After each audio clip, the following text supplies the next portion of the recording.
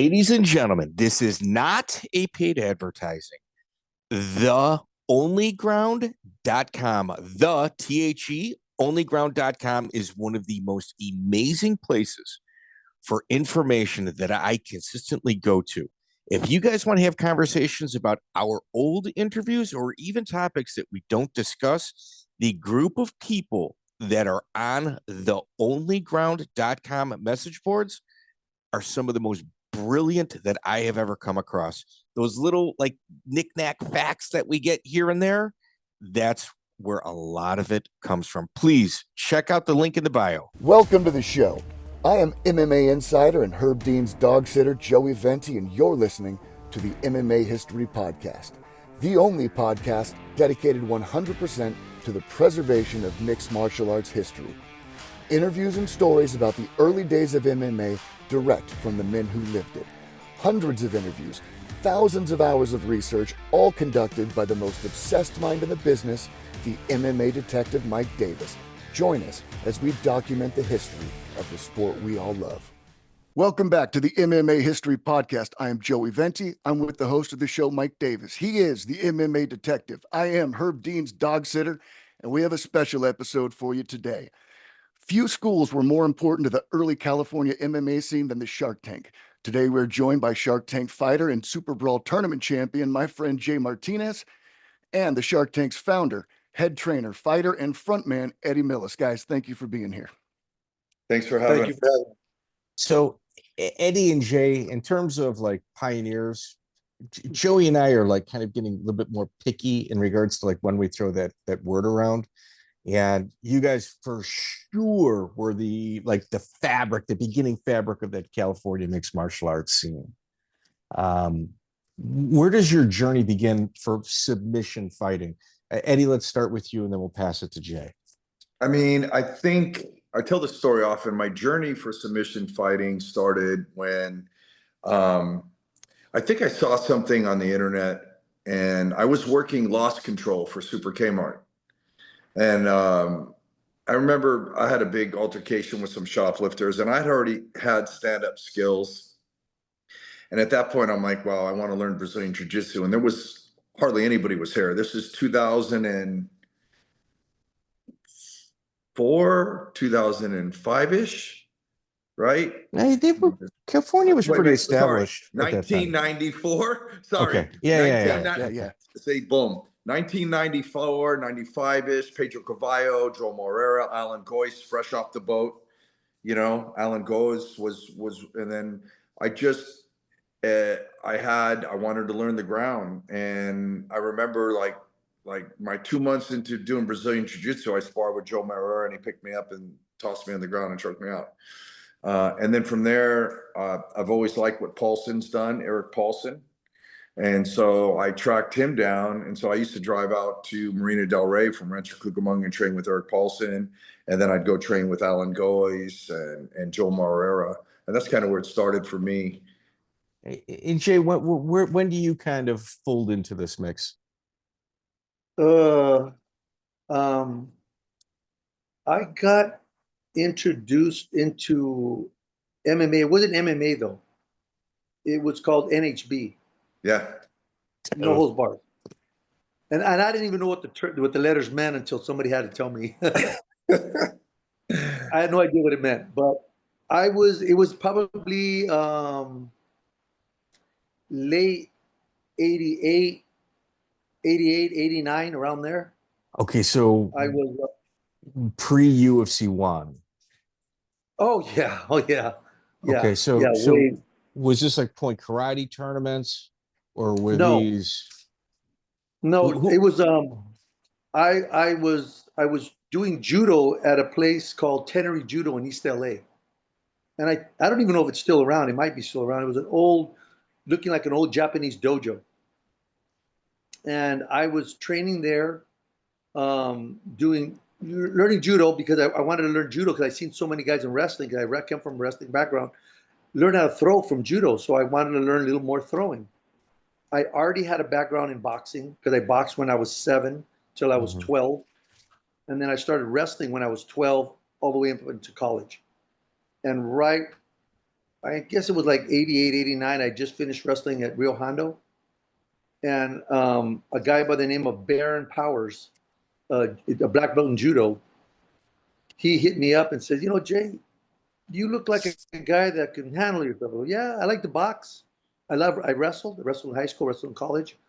Um, hey, do you want to do a no holds barred fight? And I was like, I heard fight, and I said, I'll do a fight, but what does NHB mean?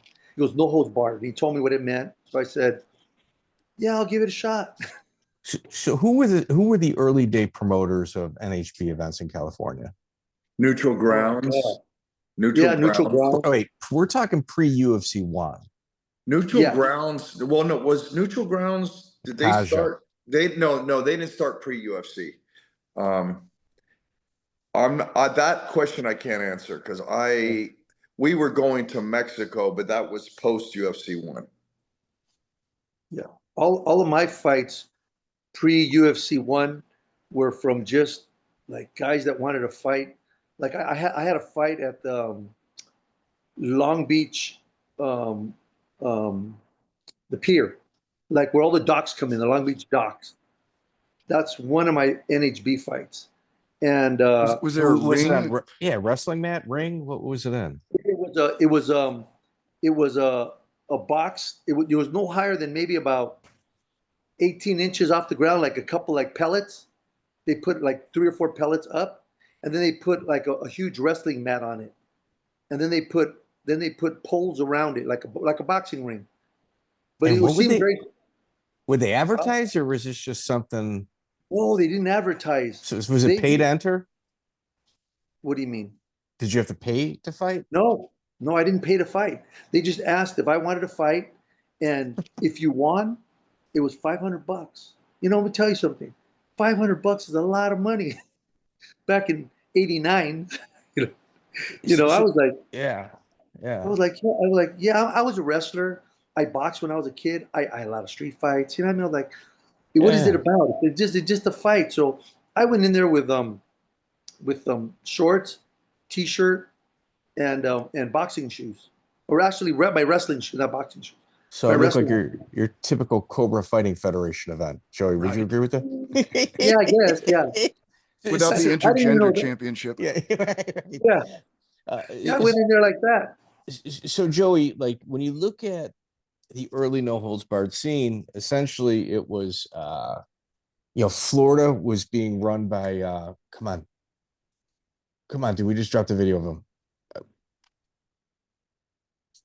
Florida had Bart Vale. Bart Vale did the shoot fighting in like 80, like 90 and 91. He was doing shoot fighting events in Florida.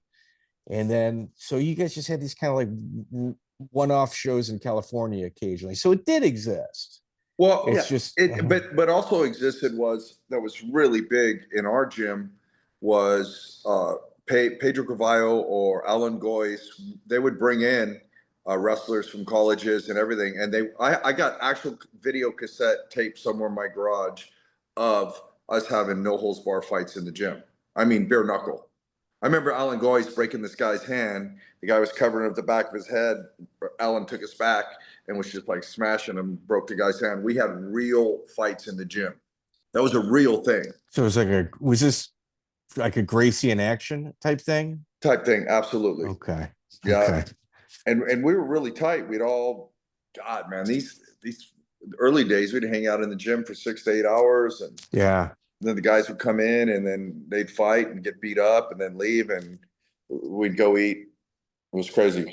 Yeah, it was kind of like your social club. Okay, so you had mentioned a couple names prior. You mentioned Eric Paulson and Danny Inosanto. So Joey and I have kind of established, well, Brazil was obviously the hub for jiu-jitsu, but if you really think about it, kind of starts in California. You got Hoist there, you got Shamrock there. Before anybody really knew what submissions were, California had like Paulson, obviously. You guys did have a pretty good base before anybody else. I would. That's one statement I definitely agree. We talk about Bart Vale and maybe a couple other, but there was really not much at all. I mean, there wasn't. And we were fighting at all the events, like Yeah. the illegal ones where the cops raided us in San Bernardino at some I got raided nightclub. twice. You remember the nightclub? What was that? Yeah, I didn't get paid nothing. I was so pissed. Yeah. I had to get ready for Literally that fight. halfway through the fights, the cops come in and raid it. It was over.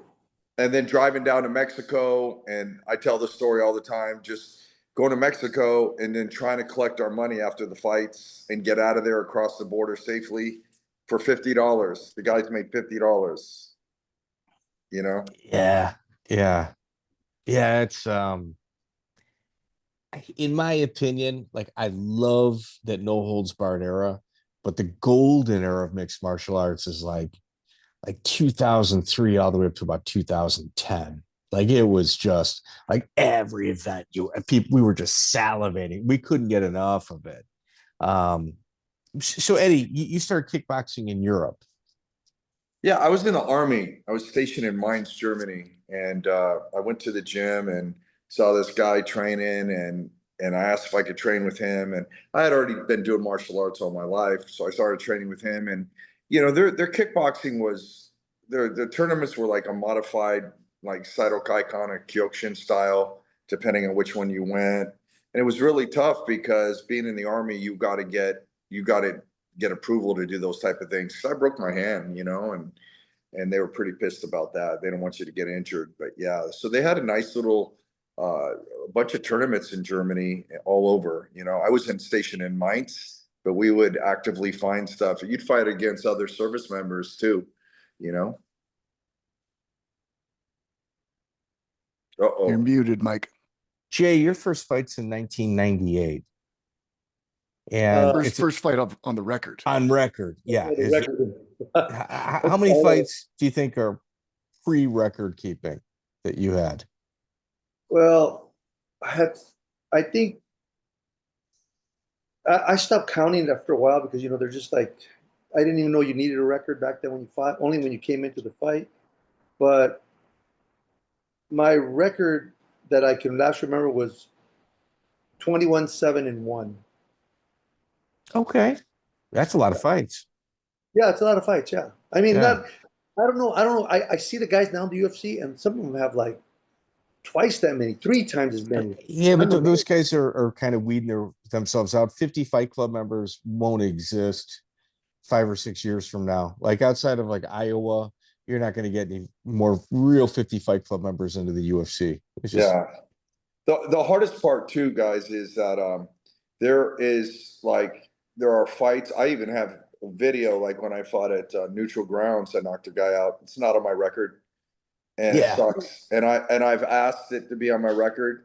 Like, there's so many guys from the Shark Tank that have legit MMA fights.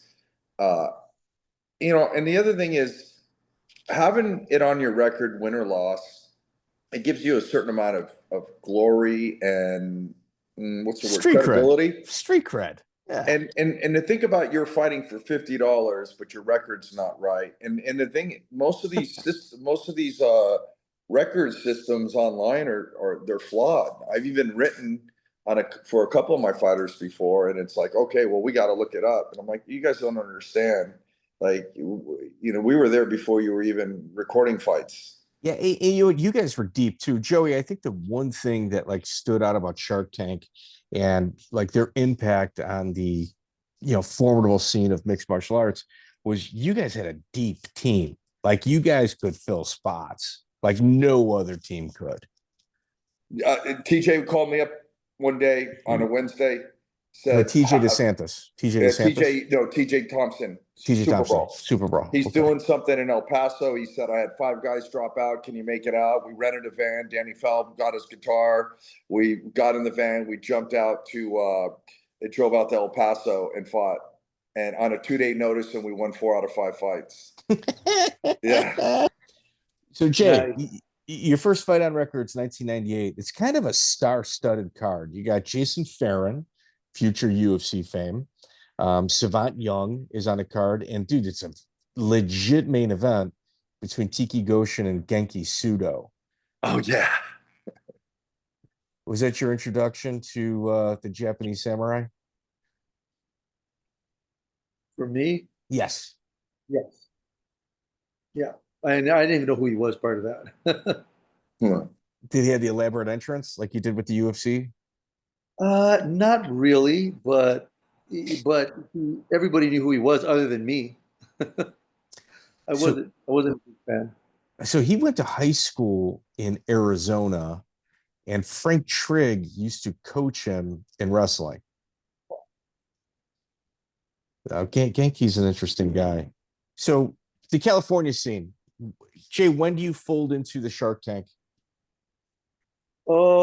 I had already been fighting at with Larry Landis at the Submission Factory, and then I had also fought uh, with what's his name? Judo guy. Fought in the UFC, didn't do that well. Big black guy, Joe Charles. Joe Charles.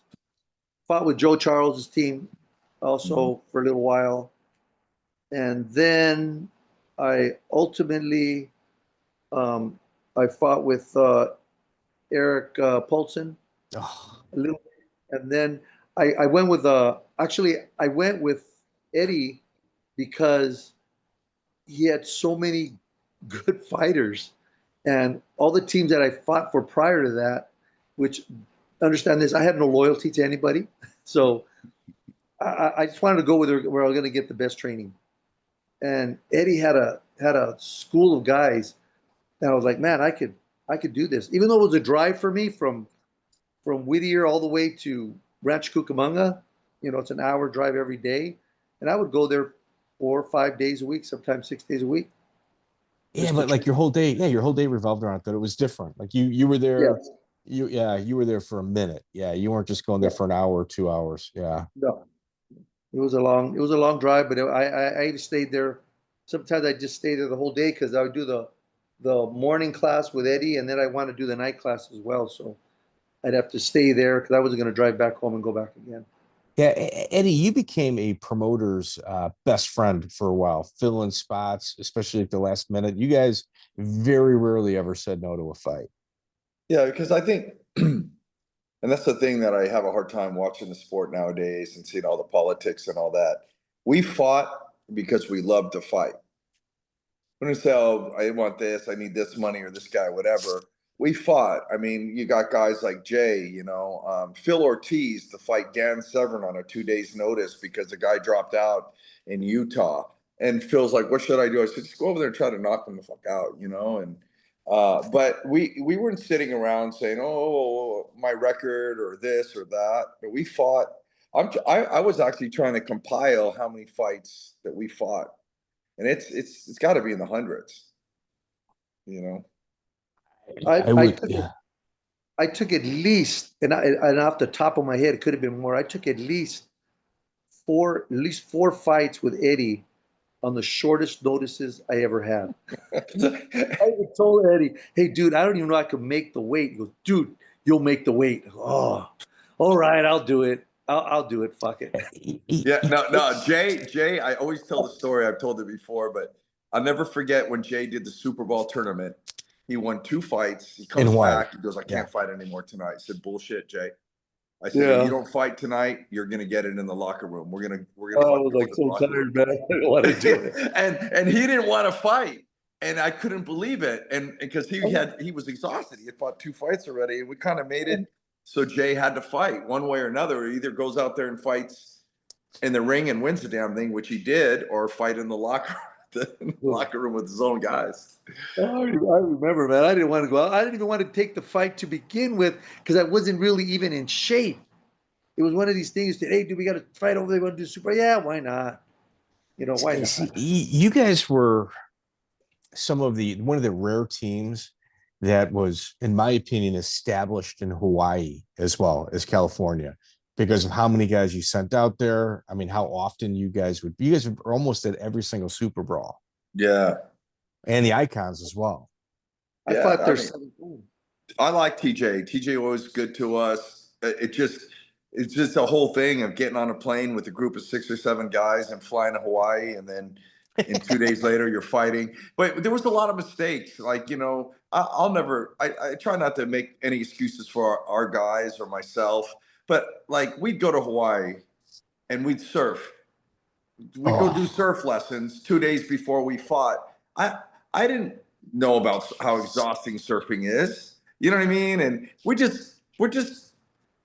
did a lot of times, myself and the guys that were training with us, we trained our asses off, but we also lived every moment. So we were surfing and doing shit the day before the fight. And we were out there, in the ocean for 3 to 6 hours sometimes. Oh, getting dehydrated. Yeah. Oh yeah. We were always doing all that kind of stuff because it just was kind of it just was the way it was then. You know what I mean? It was a vacation, and the tax of being on a vacation is you got to fight. Yeah. And it's just, even having this interview with you guys today really brings back the nostalgia of walking into the Blaisdell Arena and hearing that live band play, and then the music and all of that, and just doing it and doing it for nothing more than the pure love of what we enjoyed training and doing. That's it. If you kind of like look at that old scene that you guys came from, it's a time that it can't be replicated again. And if you really look back on it, you got to say, did I take advantage of it or not? I mean, you guys were all in. Every single weekend, you guys were at an event somewhere. Yeah, absolutely. And I was also always filling in for cornering people. Like, I'd be at Monty Cox's event, and certain guys didn't have a corner man really. I'd go fill in for the corner. And no, it was just the love. It was the wild, wild west. And that, again, that's the hardest thing I have. I was playing craps at the Cosmo in Vegas, and there was a kind of semi-famous UFC fighter that came in that used to be pretty high end, and now he's washed out. But he didn't know who I was, and he rolled up in his suit and all flashy and blah blah blah, and talking about And I was thinking to myself, watching this guy, we were never like this, and we were here before you even knew what it was, and we were like the pioneers, right? Like the old west. It was, I mean, you wouldn't even let's talk about Mexico and the dirty rules they did, and they would bite us, and they would injecting Nubain in their body so they weren't feeling pain. And remember that, Jay? I mean, what was it? Hinato Maximo, right? Was that the organization? Yeah. Wow. You are a detective. Yeah. I think that promoter actually wound up on the wrong side of the grass eventually, like very shortly after his last event. I think I didn't even want to have anybody come looking for me, but I got to tell you, that last event, I barely got our money. And they wanted me to show up at some hotel by myself, and all the guys are at the bar drinking tequila waiting for me, and I'm trying to go get $50 each. $50, So that got us some tequila. And then we drive across the border and eat at McDonald's there in San Ysidro, But the innocence and the not giving a fuck, we didn't care. Who goes to Mexico, really, and fights? If drunk Marines? Not the very responsible. I would say the very irresponsible. And like, if you wanted to like play a game of chicken of irresponsibility, Carol Parisian's father used to take him there as an underage child to fight grown adults. You know what I mean? Yeah. Like there's levels to this irresponsible game, Yeah. But like, guys, we were, it's crazy. We were seeking out any show that needed fighters every weekend, anywhere. That was our thing. No. The one thing that when Joey and I do our prep, like we look at like a lot of the guys' records from your team, and the one thing that stands out is like in 1998, Victor Hunsaker he started like winning by leg locks, which at that time was looked at as like garbage jiu-jitsu, and it was like very rare to see anybody, especially an American, and you guys are pretty proficient at them, but using them in an MMA event. You're ahead of the curve. Yeah. Yeah. Again, something I was talking about lately. I was looking at one of the top guys instructing a toe hold.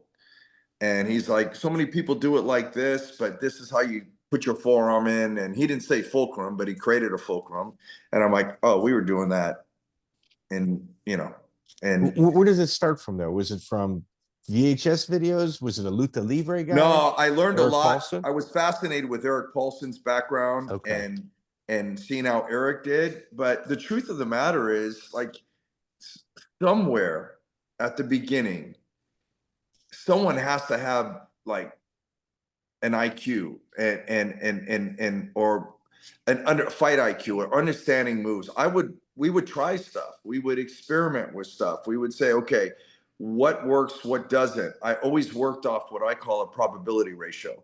What has the greatest, what moves have the greatest amount of success, whether it's on the ground, standing up, And so I would pick up stuff from Eric Paulson. I'd pick up stuff from Joe Maura, but the Brazilians weren't teaching any footlocks. So I saw a big opportunity for us. I said, we got to start leg locking people. So I went heavy into whatever I could find to learn leg locks, which wasn't a lot. And then we just started drilling. So, you start off with a basic heel hook. And then after a while, you do so many of them, you realize, okay, you need to do this with your foot, put yourself in a position like this so they can't roll. And I think like I always say iron sharpens iron. We constantly are doing it. And we're figuring out the best way for it to work in a situation that's live, a real fight. Does that make sense? It does, but like it was so abnormal for the time. Yeah. That it's like years later, I think Dean Lister made it cool. It was like 2003, 2005. Yeah. Right around that time. So, I mean, it was almost a full decade ahead of the curve. Yeah, we were footlocking everybody. I love footlocks, like I love leg kicks in Muay Thai. You know what I mean? So that was I had an aptitude to learning leg locks, every one that I could learn, or ones I didn't know. I would just mess around in the gym and try new stuff. It was a weakness you could exploit against the jiu-jitsu guys. They might have had a head start on arm bars and chokes, but that's where you could catch them. Right. Yep. It also kind of like translated also. And Jay, you've got to win over Andy Wang, who, I mean, is an incredibly gifted grappler. So even your anti-jiu-jitsu, like was ahead of the game as well. I specifically went to train with Eddy because I think his name, correct me if I'm wrong, is it Scott Williams or Ted Williams? Ted Williams from Gladiator Challenge. No, wait a second. It's wait, Ted Williams is Gladiator Challenge, right, Joey? Yes. Yeah. Are you thinking of Scott Adams? Is it Scott? No. Well, let me finish. Scott Adams was from. Okay, yeah. Go ahead. It's UFC champion Chuck Liddell's grappling coach. Scott Adams. Yeah. Scott Adams. Okay, I went to an event to fight here in Southern California. Don't remember, it was a small event, and I went to fight, which I thought it was going to be an MMA fight, punches to the face, kicks, whatever. So I went in with the idea, okay, I'm gonna get this guy, I'm gonna clobber him. I'm a wrestler. I'm gonna take him down, ground and pound. It's normally what my thing was. I went to this event. They pulled me off to the side. They said, "Hey, Mr. Martinez, in this particular fight, you can't punch. What was his name? Adams or Ted Adams? Or you can't punch him to the Scott face." Adams. Scott Adams. And I was like, I looked over at him. I was like, "What do you mean I can't punch him to the face?" They go, "Yeah." And I was there with Larry Landless. Larry Landless, and I think what's his name? Referee Herb Dean. Herb Dean. They were in my corner. So they go, Jay, just don't punch him in the face here. Like, what do you mean don't punch him to the face? So I take him down to punch him in the body. I mean, I'm not going to finish the fight like this. They're like, no, you can take the fight. And they did it right before, literally, we're supposed to walk up to the ring. So I was kind of confused. I wanted to pull out, but I didn't want to look like a, you know, like a wimp. So I said, I'll take the fight. So I took the fight. I got in the ring, wearing wrestling shoes. I go to fight Ted Adams, and I start striking, and they go, remember the rules here. So I punch him to his chest.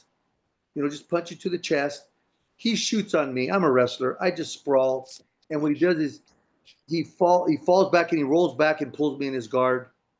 I stand up, and then he throws his leg in between my legs, and he catches me in a heel hook.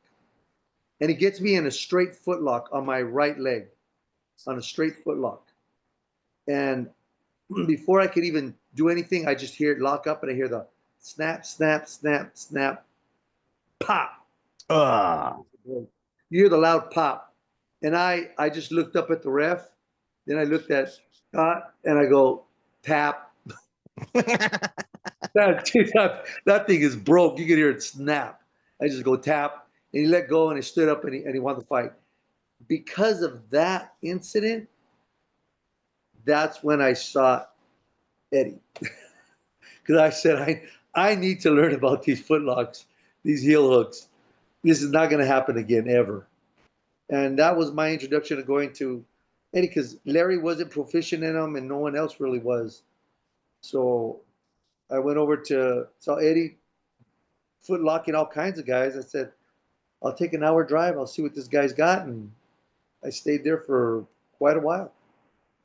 So Eddie, you mentioned obviously Eric Paulson, Danny DeSanto. Did you ever interact with John Lewis on the mat? No, I didn't. We were friends. I have a lot of respect for John Lewis. I would see him when I'd go to Vegas. I wanted to add something about the footlocks, though. That's a real big deal for me. Is even when I fought at one of these events, and I heel hooked a guy really quickly, and he stopped, and the ref said no heel hooks. It was an amateur thing.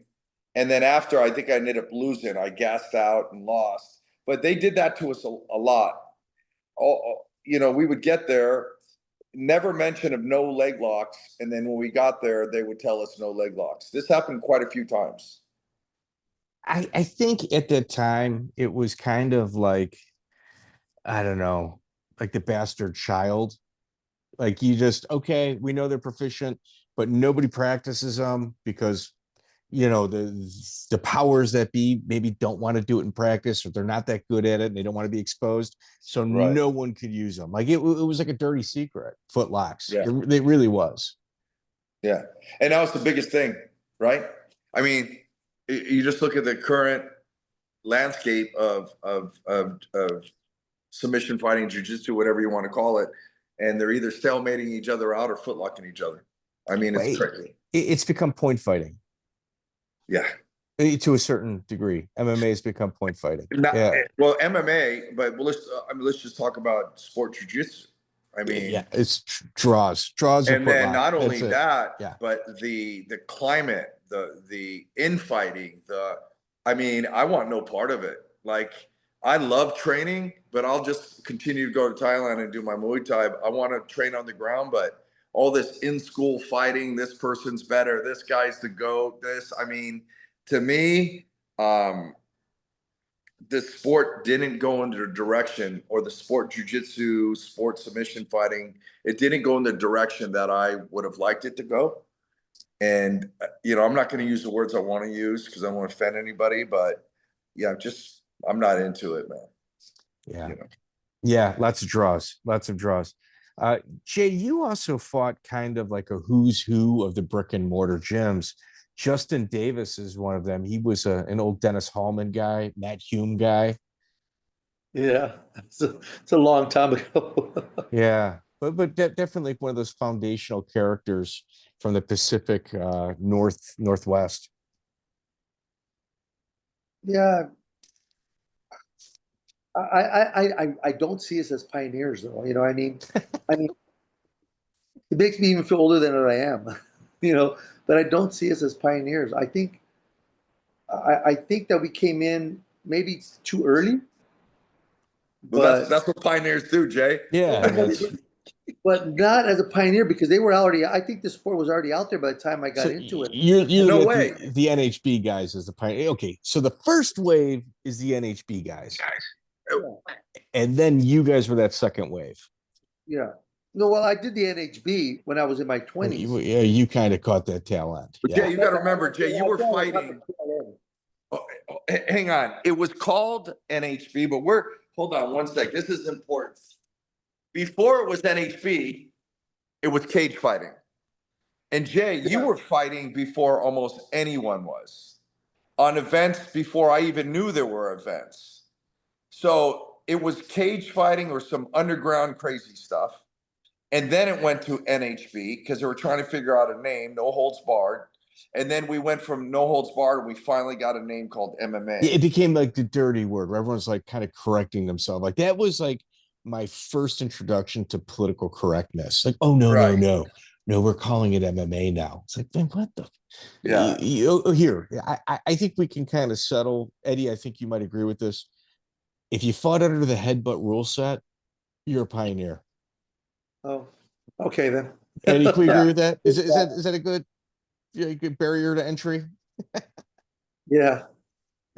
But I never headbutted anybody because I didn't want to get scars on my forehead. I had enough. But I see plenty of guys do it. I'd be that stupid. So how about in Japan in pancrase when they sent us over there? They told us the rules. Phyllis Lee must have been working on both sides, and I don't believe that. I don't believe that. But go ahead. You don't believe? Oh, yeah. Yeah. Yeah. And next thing you know, we get over there, and these are the rules. I mean, I won't open this can of worms. Maybe another time we will. You know, all of a sudden you're told that these are the rules, which were headbutts and everything that you never were told.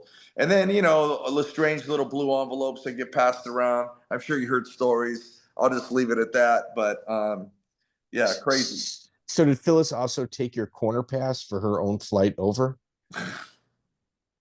It's crazy. Yeah. We've heard that story before. Yeah, you're about the 12th fighter to tell us that. I just everything was like, I guess we were like, in a sense, is the term renegades. We didn't care. We flew to Japan because we wanted to go fight in Japan, you know? And we got there and then they give us the rules. And there was one time that I think who was it? I know when I fought Sonai Kakuta that they told me I couldn't do certain things, but then he ended up doing things. So there was just it was just crazy. You know, looking back now, I would say, okay, we should have thought this out a little bit better. But to get on the plane and fly to Japan, the motherland, you know? Like your parents are like, wait, what are you doing this weekend? Yeah. You know what I mean? I think in that same event, Tony Patera lost by an illegal elbow. Like they were breaking the rules left and right. Yeah, and they headbutted. Sonai Kakuta headbutted me pretty hard.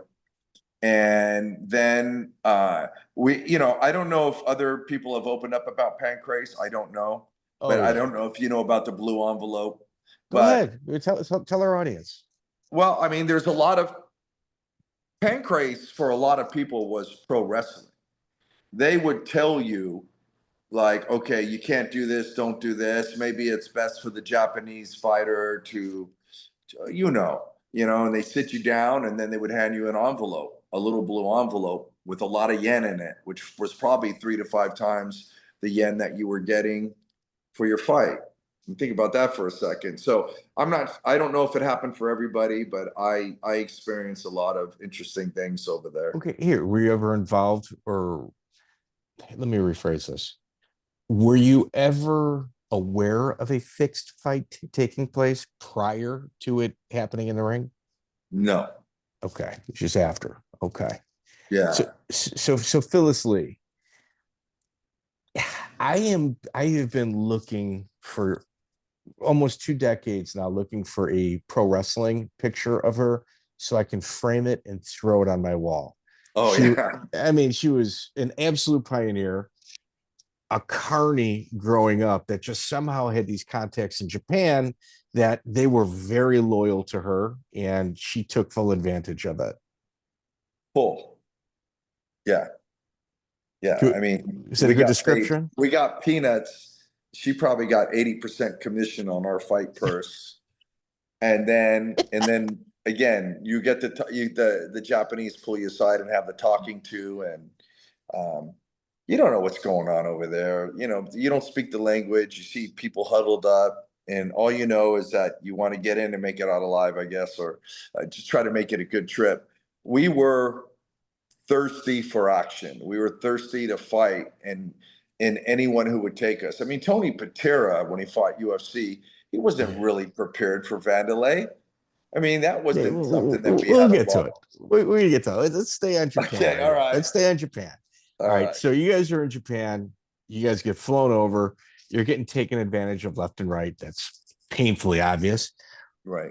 We had Gary Myers on, the Iron Bear, Gary Myers, and he said there was an American fighter that was a spy for some of the pancrase fighters. Did you guys ever experience a spy in a locker room? Okay, I will say this. I don't know about spy, but I remember going to the pancrase dojo, and there's still some film. There's some film out there, me training and rolling and doing all that, like B-roll. But I do remember that there were people filming us and watching us, and like we were supposed to have our own private workouts in that gym. You know what I mean? So, and then, you know, Phyllis, the story would change with Phyllis, with the rules and what we were doing. And I remember one time she told us, you know, pro wrestling isn't real, right? You know, and I don't know. In a way, I feel like she groomed us. That's the word. You guys were trafficked. You were trafficked. Yeah, I know. I mean, really, we were groomed to go over there and yeah, not knowing what we're getting into. Yeah. You know, it's like we said, we kind of started this conversation about irresponsible behavior. Yeah, no, I'm just gonna go to Japan, fight some dude. What are you getting paid? I don't know. I know the rule set's probably going to change when I get there too, though. You know what I mean? It's like, yeah. But going to Japan and having them pay your ticket, and you're young and you don't have a lot of money, and you're going to Japan, the nostalgia, there's something that gives you adrenaline when you're getting on the plane, kind of going somewhere where you really don't totally know your fate. You really don't know what you're getting yourself into, but you get this adrenaline rush, and you get on the plane, and next thing you know, you land in Japan, and you think maybe that English is a second language, but it's not. And you have people translating for you, and they're smiling at you, and it's I can't explain it except you got to experience it. You got to experience it. It's crazy.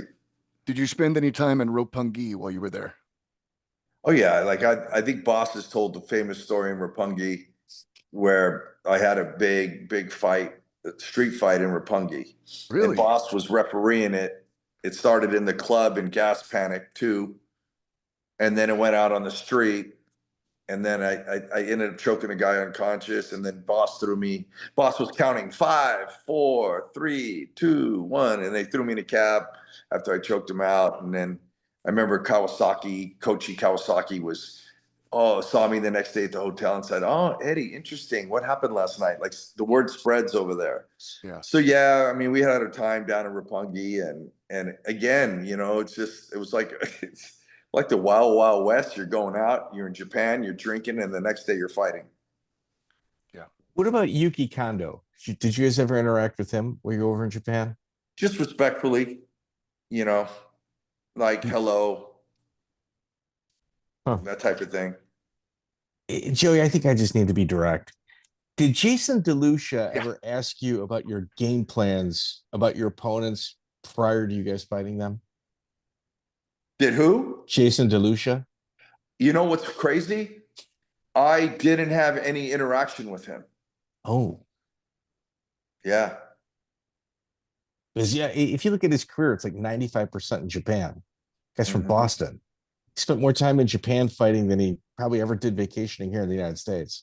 Yeah, but the Shark Tank was there, so they had already met their American quota. Yeah. So they might not fight on the same card. You know what? You're right. Yeah. You're right. Huh. That's interesting.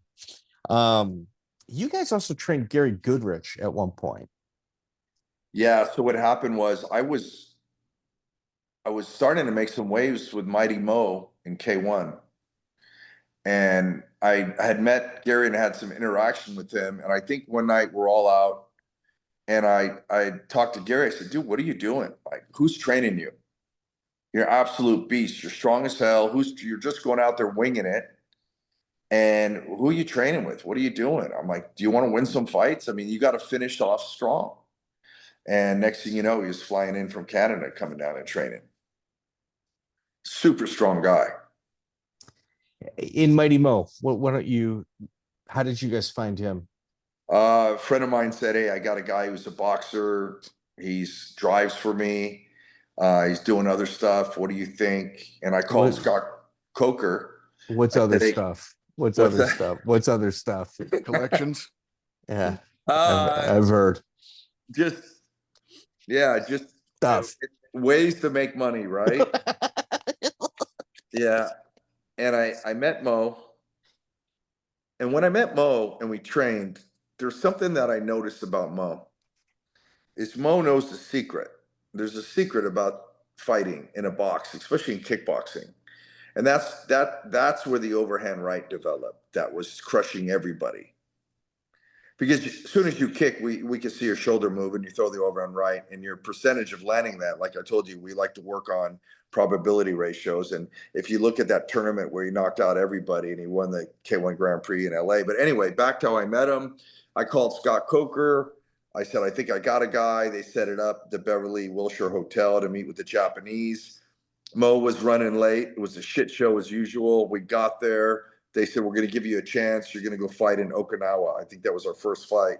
We went into Okinawa and Mo, he tore the guy up, man. And, but, you know, in respect to Mo, we're friends. Mo was the hardest person to train. I had to lie to Mo to get him in the gym. You know, I had to tell him that K1 was watching and they were sending people over to the gym because I knew Mo has an incredible timing. And if you even look at his fight when he fought Remy Bojanski, oh yeah, we trained a certain way for that. I said, you cannot fight Remy the way you normally fight. You got to counter Remy, counter the counter artists. And we did. And I really believe that certain situations may have been different. I think Mo could even take it to another level because Mo could kick. I mean, I watched Mo kick to the head like no problem. But a lot of fighters become their own worst enemy, you know, and they can't break through all of the stuff from the outside and just focus on fighting. But he had incredible timing and he was so good at just watching. We knocked out Botha. That was orchestrated. I said, we hope that Botha becomes a kicker. And Francois Botha tried to low kick Mo. And that was a wrap. Caught him with the overhand right. Boom. I tell you, the one time that, like, I remember you really kind of came on my radar was when Kimo fought Bob Sapp at K1 Las Vegas, August 15th, 2003.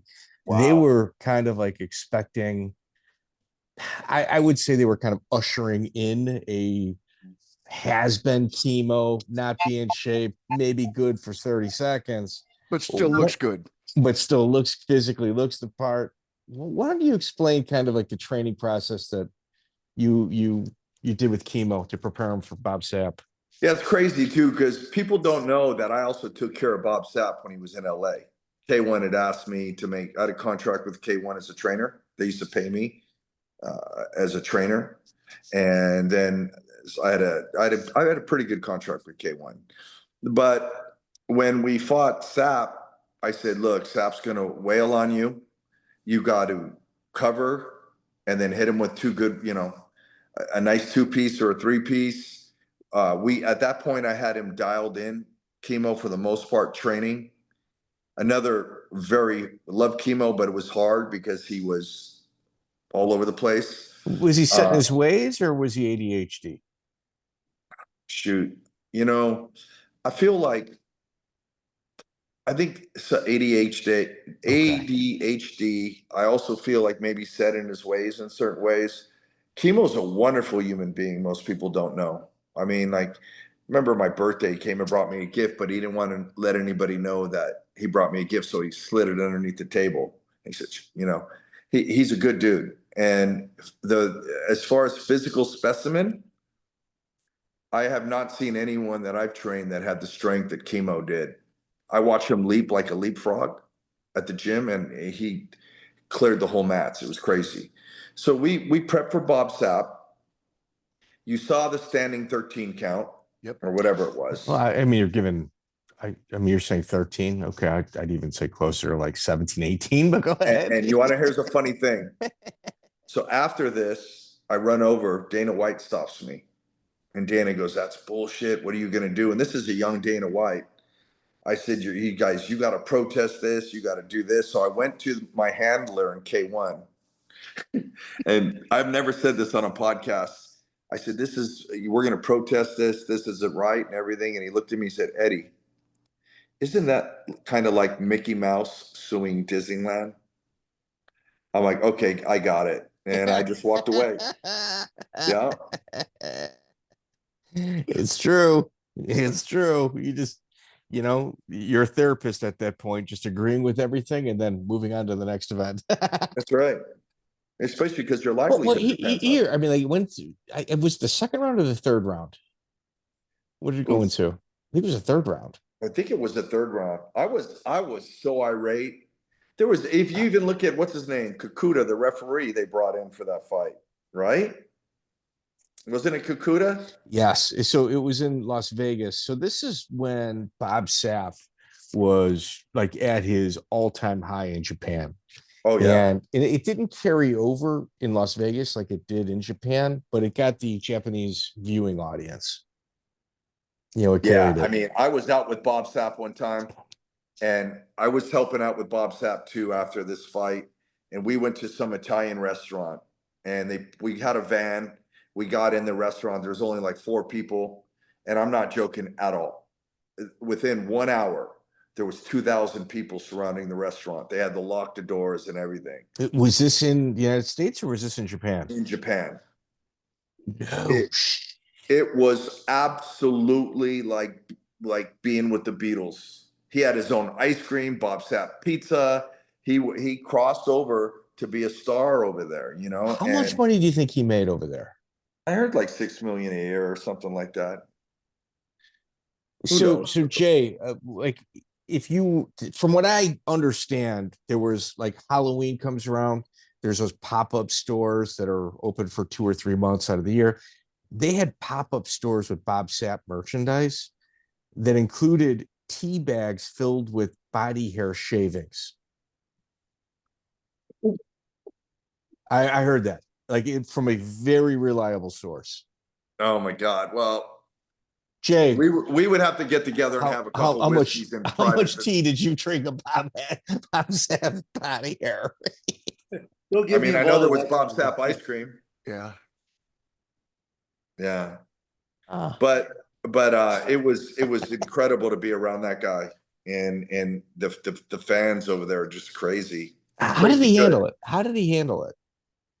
He was cool, and walking through the audience, he'd have that laugh, or walking back, and we walked through the crowds, and he relished in it. And it was Bob had his things that he liked too, and I think it worked out well for him. Okay. Yeah. Yeah. I wonder why he fought so long if he made that kind of money in Japan. Like, why would you have taken those last 20 fights? That always baffles me. Well, you think about this, and this one I'm not going to mention names, but I've known fighters that have won in K1 in Vegas, got their check, and gambled the whole check in 1 hour. Can I say the name? Huh? I said, can I say the name? You can guess. I'm just looking. I'm going to cover my face. Rico Rodriguez. All right, he didn't give it away. Wow. Poker face. I will just tell you, I know several that have. It's mind blowing to me. Getting upwards of over $30,000 on certain checks, cashing it at the Bellagio or the Mirage or whatever cage, and it's gone in an hour. No, they are risk takers. I mean, these aren't level-headed people that become fighters typically. I just can't imagine that. Jay, what's the most amount of money you ever made in a fight? I don't know, probably like $6 grand, $7 grand. Oh, you made that much. Okay. Yeah. Okay. That's big money in those days. Yeah, that's real good. Yeah, that was a lot of money. For me, it was. Yeah. Was it the tournament win? Yeah. Okay. Then, well, you fought 3 times for that. There was a few other fights that I fought with Eric Paulson, and he got me some good fights. But the thing is, in order to get better money, and Eddie knows this as well because Eddie helped me do it, is you have to take the fights on short notice. Because they were looking for you to lose, not to win. B-side. You got to be a short notice B-side. Yep. Yes. Yeah. Yeah. Fortunate for me, I was always training. I like now I still roll all the time. Yeah, I still you do. spar all the time. Wow. So. Hey, guys, can I say something about Jay? I love to say. Sure. Yeah, of course. So Jay would come to the gym and turn my music off. And he put on Barry Manilow or some really soft music. And Jay's a wonderful human being. Yeah, he is just a really nice guy. Cool guy to have in a gym. And I would call him Dr. Jekyll and Mr. Hyde. That's the nickname I gave him. Because outside of the gym, I mean, I think we were out a couple times at bars. Guys wanted to fight, and Jay's just smiling and brushes it off, and no ego, nothing. No ego at all. You think like this is like some, businessman just coming in, and then he goes in and becomes a savage in there. So I started calling him Dr. Jekyll and Mr. Hyde. So that's the nickname that stuck, And then when he would beat you up in the gym, when he beat up some of the guys, he did it a lot kind of like Eric Paulson does. Eric likes to mess with you, tease you, and bop you in the head or do this and that before they submit you or pound your face or whatever. But Jay was always great, especially with the soft air supply music in the background when we're training, and I'm listening to the hard metal stuff, so. Did you ever corner Sapp in the Netherlands? In Netherlands? Yeah. No. See, he had a fight with Ernesto Hoost.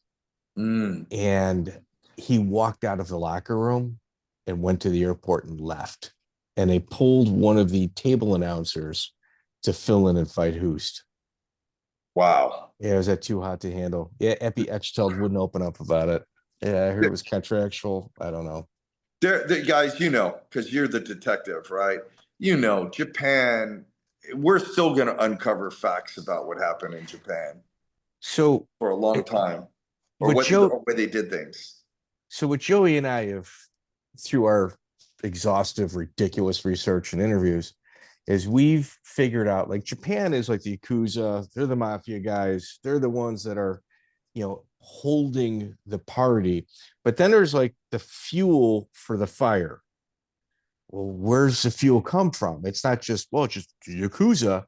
Essentially what it is, it was ecstasy coming from the Netherlands. So because ecstasy is so cheap and easy, if you look at like all the major raves and DJs, they're all from the Netherlands. Dude, they're just pushing ecstasy across whatever country that they're touring in.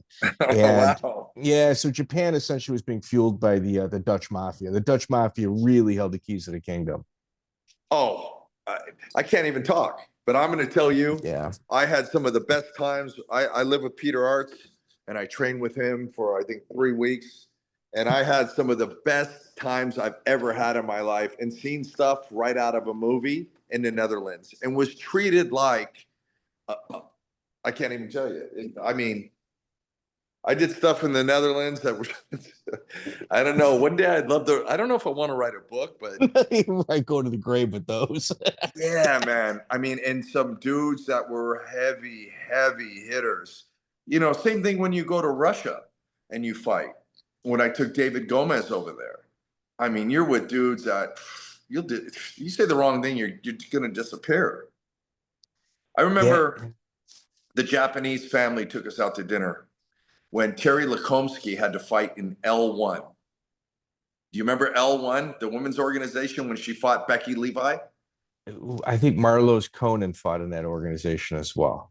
Right. So my fighter, Terry Lekomsky, fought Becky Levi. We didn't know who Becky Levi was. So but thank God. Let me fill this at the table. Becky Levi was a mountain of a woman.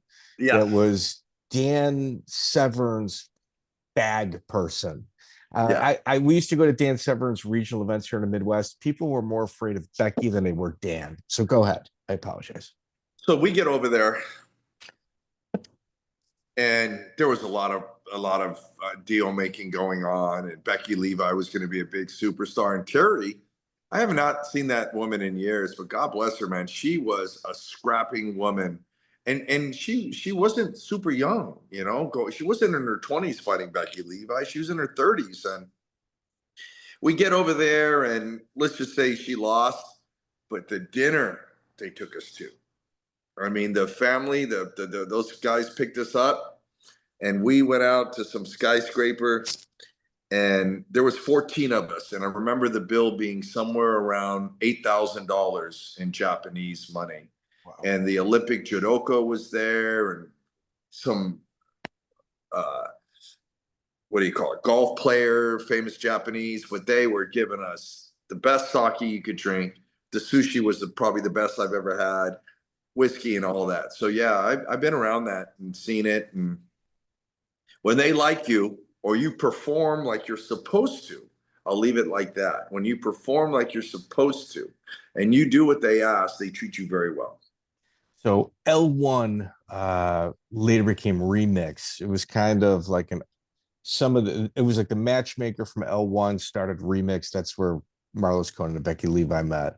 Yeah, you guys also fought Jennifer Howe, Terry Lekomsky. Jennifer Howe, Jennifer Howe, in my opinion, was, you can argue that she was the first women's world champion ever. Yeah. Okay. Again, we didn't know a lot of people. We just, if one thing that I can say, and I respect every one of my guys, is not one guy in the Shark Tank ever told me, no, I don't want to fight. Isn't that crazy? That was never said on a day notice, a 2-day notice. Never. It was like, all right, let's go fight. Wow. Wow.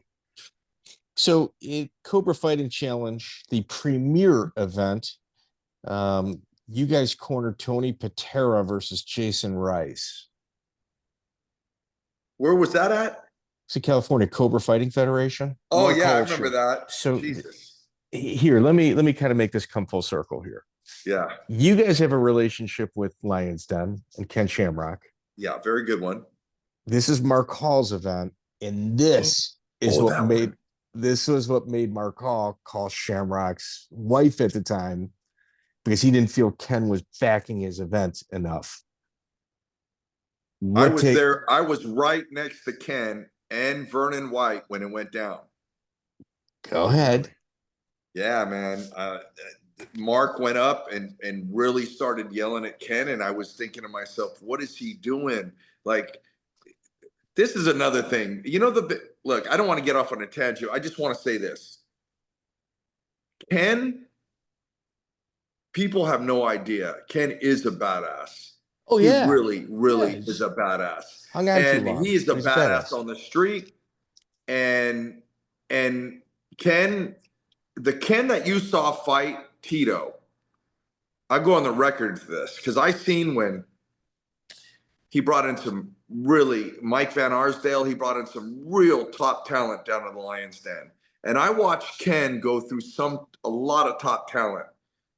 Ken, like a lot of us, myself included, when it came to showtime, I think something got into his head, because the Ken that fought Tito is not the Ken that you saw fighting in the gym. Anyway, Mark Hall came up yelling at Ken, and I was there with Vernon, and I think he had a couple guys there. And Tony Galindo? I remember Ken saying to us, "Hey, watch my back." And he ragdolled Mark Hall from one side of the room to the other one. It wasn't even funny. And Ken didn't start it. Mark ran up to him. So Tony Galindo was there as well.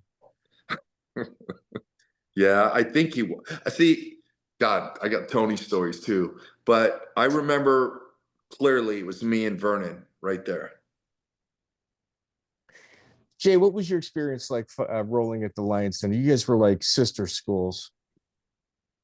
It was a different experience. You know, I mean, I was used to like you train is training. You know, you're not hitting full bore. You know, you're just tapping. You're getting your footwork down, combinations down. That's what I was used to.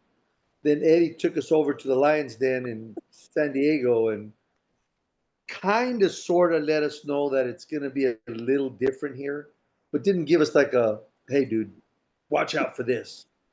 You know, so when I got in there and I saw a couple of guys get knocked out and then get woken up and go get back in there again, I was like, Jesus Christ, man. It was a bloodbath. It was a bloodbath. Yeah, these guys aren't going to last very long doing this shit like this. So do you guys think that maybe Ken cut his career short because like the best of Ken Shamrock may have been left inside the gym? Yes. I mean, yes, I think so. You think so, Jay? I mean, I think if he was, I'll go on. Sorry? I'm sorry. If he was training every day the way I saw him training those guys at the Lions Den, yes. If he was just doing that because the Shark Tank team came there, and we came there with like what, 4 or 5 guys? No, 10 or 12. Yeah, well, at the time I went, we were like, yeah, there was a whole bunch of us, and I felt like maybe they were pumping it up because we were there, so I was okay with that. But if he was doing this on a regular basis, you can't. It's not sustainable. You know.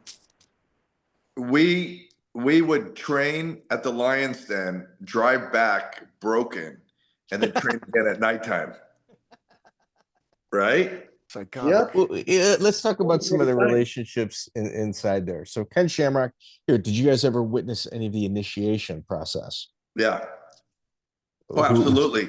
I was one of the coaches at the tryouts. I think the second tryouts when Anthony Johnson won.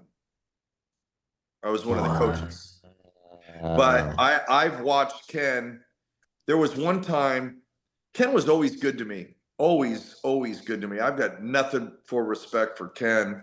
And I always have a lot of respect for what he did for us and what he taught me and helped with the team because we developed a toughness. I mean, I know you know the stories about getting in the minivan, getting dropped off at a hill, running, sprinting to the top of the hill, getting picked up in the minivan and coming back down and doing it 3 to 5 times, then going jump rope for 25 minutes, then doing 5 rounds live of this, and then sparring 5-minute rounds with each fresh people. That was training every day there. And then finished with 50, 30, 40, 20, 10 squat, push-up, sit-ups, and all the way back up to the top. He was an absolute machine, but he also, training there, gave me the mindset that I have now in business. You know what I mean? Like I work every day if I have to.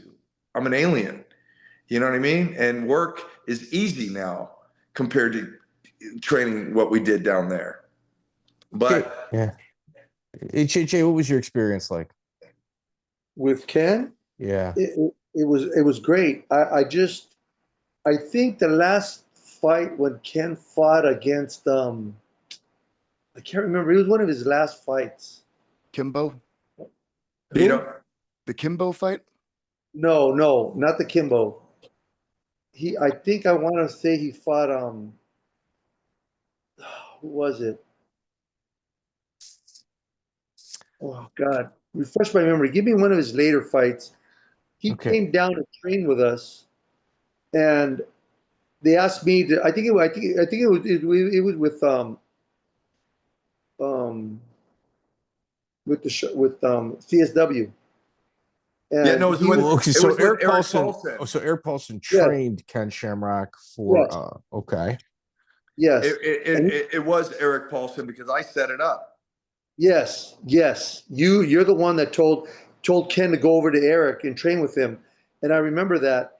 And so they specifically pulled me in because he was fighting someone my size, which was about 6'1", around the same time. And I want to say it was Rich Franklin. Was it Rich? No, Yeah, Rich Franklin. He fought Rich Franklin. Yes. Yeah. Yes, it was Rich Franklin. And they asked me, Jay, can you fight southpaw? I go, not a problem. I could wrestle. I could fight left or right. I like both. Yeah. So they said, Jay, can you train with Ken southpaw? I said, yeah, not a problem. So I went in there and I was sparring with them, and no ill will to Ken because I love the guy, man. I really do. I have a lot of respect for him. But when I was sparring with him and I went southpaw, and I normally don't like going lighter because it makes people feel like I'm not that good, or I'm always not as good as people say, and I don't like people. If you're gonna say I'm not that good, say it when I'm doing my best. Right. For sure. But, Okay. But if I'm holding back intentionally, and then you're judging me on that, I don't like that. So I was training with Ken. So wait. So what you're saying is you being a good sparring partner. I mean, that's kind of what good sparring partners do. Yes. People are judging you. Okay, go ahead. Well, it happens. It happens because I've had people, through the grapevine would tell me stuff and like, oh, Jay's come good. on, man. Like, okay. And that's because I wasn't trying to knock you out in practice. I was just being a sparring partner. Yeah, so being a good guy. When I went to train with Ken, Ken made the comment, hey, Jay, don't hold back. I'm fighting Rich Franklin. I need some hard sparring. So I was like, okay. I turn around, look at Eric Paulson. Eric Paulson says, no, Jay, don't go hard. It's not right. Because he's already getting ready to fight. You can't risk it. I said, okay, so I'm going to listen to Eric before I'm going to listen to Ken, because Ken's the one getting trained. So I go in there and I'm sparring with them, and I'm not even a good left high kicker. I can't kick high with my left as well as I can with my right. Yeah. But I threw a few kicks out there, and Ken did not do well. You know what I mean? I threw a couple of straight lefts. Just a jab, a right hook, and a straight left. And every time I threw it, it was landing perfect. Like he wasn't moving his head. You're giving him softballs, and he's not hitting them. Yeah. Okay. And I turned around after I'd say I did maybe 3 rounds, maybe 3.5 rounds of sparring with Ken. Turn around, I told Eric, hey, Eric, man, I don't think Ken should take this fight, dude. I wouldn't take it if I was him, And he's like, well, why? I go, dude, Ken, either he's not training right, but he's going to get knocked out, dude. I'm telling you. Guys, I did a deep dive into this because this was something very important for me to figure out, because I witnessed a Ken that was an absolute menace. And then, I think I had the same problem. You cannot front a team, train your team, and then try to fight as well. You just can't. No. You can't. I agree. And if you look at the Ken of the old day, where was he training? He was in Japan. He was doing all that. It's when the team started coming up, it got worse. And then, Ken will tell you, Ken was going through some personal issues as well. And I'm not making excuses for Ken. I know because I was there and I witnessed some of the baddest dudes in the sport coming in there and watching Ken, footlock them, go toe to toe with them and everything. I seen the best Ken. And unfortunately, the best Ken did not make it into the ring at certain times. And I was asking myself why that happened. And what I know from my own experience is, how the hell are you going to corner a bunch of guys, train a bunch of guys, surf, and then try to fight? You know what I mean? Okay. You didn't happen to be there for any of the Mark Coleman sparring sessions, were you? Mark Coleman and Ken? I think I was there for one of them. Oh, there's only I one. remember who was the bald guy, big buff dude that was really good for a while. That fought all over. Badass grappler. Oh, Ron Waterman? Well, I think no, not Waterman. This guy was a really accomplished grappler. I think he did ADC and all of that. Ken brought him in. Jeff Munson? Van Arsdale. Jeff Monson? No. Van Arsdale was there. I came into the gym. Bald grappler does ADCC. Yeah. Maybe Rico Rodriguez? No. He shaved his head. Who was what's his name? Big dude, the big giant. He said Munson. Was it Jeff? Jeff Monson's real short, dude. He's like 5'9". Was it? He's built like Yeah, but Who did he bring in? Who was the heavyweight bald guy that was buff like a fire plug? You talking about Bobby Hoffman? No, because Pat Miletich and Monty sent him on a plane to me. You know that story. I know a little bit. That's one of my footnotes. I really want to dig into it. And I don't want to hold anything back of that, but let's concentrate on this. Okay, so go ahead. Okay.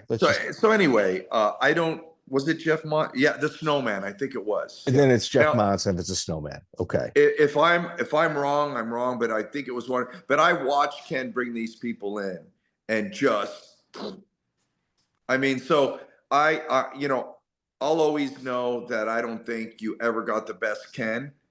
And I don't know why. But my deep dive is that when you're coaching people and you're training them and you're in the corners and you're not focused on you, then you're never going to get to that next level, you know? And then, Here, what about Bob Shamrock? Did you guys ever interact with Bob? Man, I love Bob. I mean, God rest his soul. He was an amazing human being. He was so kind to me and so good to me. And all I know is anything that had to do with my team and going down there, he was absolutely amazing. So my interaction with Bob was what a wonderful human being. How do you guys meet? Like, how do you guys as a team, because you guys are the only team that was really invited to, have an open door policy with the Lions Den? Yeah, I went down. I saw Ken at the, I think it was King of the Cage or something, front row, whatever. And I said, hey, brother, like, I got a bunch of guys. We're fighting. I think I got 8 guys on the card tonight. You got guys. I know you have your guys down there. Can we come down and train? And he's like, listen, as long as you're on time and you guys train and you do what you got to do. I said, we'll do it. Trust me.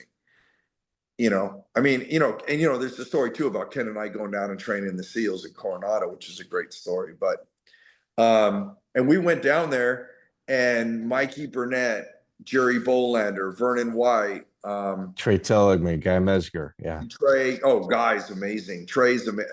Look, and then Chef Pete. Pete Williams. Those guys, I can't say enough about. Every one of them were the greatest, nicest guys in the world. But when we were training, I remember just doing drills with Mikey Burnett, and that dude was next level. We're doing as far as cardio and all of it. So the training with the Lions Den will always be one of my best memories from mixed martial arts. Always. Yeah, it's wild. Joe Hurley, that's another guy. Oh yeah. Yeah. What happened to Joe? He's in California still. He's got a really nice win over Chris Brennan. Joe would be a good one. Former Lions Den guy. Joe Hurley also sat through the initiations with Jens Pulver, Paige Van Zandt. Joe witnessed a lot of history. Yeah. One thing about the Lions Den is that still to this day, I haven't seen, and I've been to other gyms and visited other gyms, I haven't seen the physicality and that type of training. And there's people, I've heard other big UFC superstars saying, oh, you shouldn't spar hard or you shouldn't, but when you go hard or go at that level, and Jay brought up a point that maybe you can't do that all the time, because Ken would also hold you in a heel hook or a leg lock and hold it on you for a minute. Oof. Because that's supposed to condition your body to get used to it, right? But once you taste that level of training, you get to a whole nother level. And if you went through that type of training, you become a whole different person because now you know. You know what? I just went through the whole. I went through 2 hours of hell, and then you drive back down and do it again a day and a half, a day after the next, right? 3 days a week we were going down there. Yeah, you can't do that. That's too And much. your body freezes up because you're all beat up and you're driving from San Diego back to Rancho Cucamonga, about an hour and a half, 2 hour drive. And by the time you get out of your car, you can barely walk. Yeah. So you guys we had mentioned Kimo earlier. Did you guys ever interact with Joe San? I have an interesting Joe San story. One of my students right now is a prison guard. Oh, where Joe San's at. No names of the prison guard. Just give us the story. And he said he had some great conversation with Joe San, but that Joe San is absolutely 5150. Yeah. Yeah. You know, my brother Steve had trained with Joe San when he had his, was it Hapkido or Taekwondo or something down there in Huntington Beach? So for those of people at home that don't know what 5150 is, do you care to? Yeah, 5150 means you're insane. Okay. Yeah, you're crazy. So yeah, I heard, you know, very interesting talking with the guy. That's what he told me. And but anything like of substance? He from what I understand, doesn't even take accountability for what happened. From what I understand. Well, I mean, the DNA test certainly, you know. Pretty definitive. Yeah, pretty. Yeah. Some would argue the most definitive you can get. He definitely broke. I mean, but look at this scene, guys. And I mean, this is, I don't want to get, again, look at this. Look at the Rafiel Torre. I mean, look at this stuff that we've been around in this industry. Okay. Rafiel Torre, did he hang out at your gym at all? Oh yeah. Oh, come on, dude. Brother. He's from Rancho. Didn't you see the documentary about me that was produced by Ed Doty about Rafiel Torre? Well, it wasn't about Rafiel Torre. Rafiel Torre was in it, but there was not Life in the Cage. No, the incident wasn't it about Rafiel Torre and not Life in the Cage. That's the Ed Doty one that I'm in, and Rafiel was in it. No, there's another one. It was about the fake fight and then the murder. Yeah. Yeah. I did not see this. No, I did not. The hair on my neck stands up talking about this dude because Rafiel Torre was the man. You got to remember back then, it was the internet. And if you were cool with a writer, he was writing for ADCC. Remember that? He's writing for edcombat.com, which was owned by ADCC. Yes. Yeah, I used to work there right around like 2000. So he would come to the King of the Cage fight with his earrings and the jewelry and the shirt open and, you know, good fight. And, you know, I'm a black belt in Brazilian Jiu-Jitsu. And the story about him going off into the woods and getting the trophy and all that, he told me the same story. But what was crazy was he came down and wanted to borrow my mats. He was opening a gym in Rancho. And then, you know, he became friends with the guy and the guy's wife, and they were swingers. And I know the whole story. And then next thing you know, this dude's dead at Albertsons in Rancho Cucamonga. And about a week later, after I hear the story, detectives show up at my gym. And? No, he just asked me, what do I know about the guy? You know, but look, listen. I mean, did you verify that? If Eric Paulson is listening to this, he'll love this. Eric Paulson told me this a long time. He goes, martial arts are like carnies. Martial artists are like carnies. A lot of them. You know what I mean? And it was interesting because, I mean, Rafiel had us all fooled until that. Were you fooled? Did he? Was he? What'd you say? Jay, were you fooled by Rafiel Torre? Yeah, probably, yeah. Really? Even after Wet and Wild? because Wet and Wild was pretty fishy. It was kind of, yeah, it was kind of like you got to see the ball underneath the cup that he was moving around, you know? Yeah, but then look, okay, he came in the gym one time, and I was teaching, and I have a way of like testing people, like, but not knowing you, I'll test you. So I said, I did a variation on a quick kill armbar that I learned from Eric. And I told Rafiel, I said, I got to tell you something, guys. Rafiel's got a badass armbar too. And so he takes his shoes off. He's in his baggy jeans and bracelets and everything. And I said, do you remember that one that you did that you were doing backstage? I said, can you do that again? And I watched him do it. And it was terrible. Of course, I wouldn't tell him that. You know, the legs were squeezed together. They're all over the place. And then I knew like. That was that. That was that. I'm like, he's probably not even white belt level at that point. You know, so. But we all wanted to be in ADCC, and we all wanted to have our names put up on the internet. And we wanted to, you know. What about Gerald Strebendt? Did you have a relationship with him? I like Gerald. Yeah, Gerald has always been good to us. I like him. You know, I know him just from the fights and King of the Cage. Yeah, I like Gerald too. Yeah. What about like Cameron Earl? Did you guys ever cross paths with him? Was that a little too late? Okay. Yeah. The name pops up, but I don't remember a lot. He was another DNA hit guy. What happened? He's got 2 wins over Marcelo Garcia, and he also popped in a DNA. He's one of those guys that had a serial retail theft of women's parts.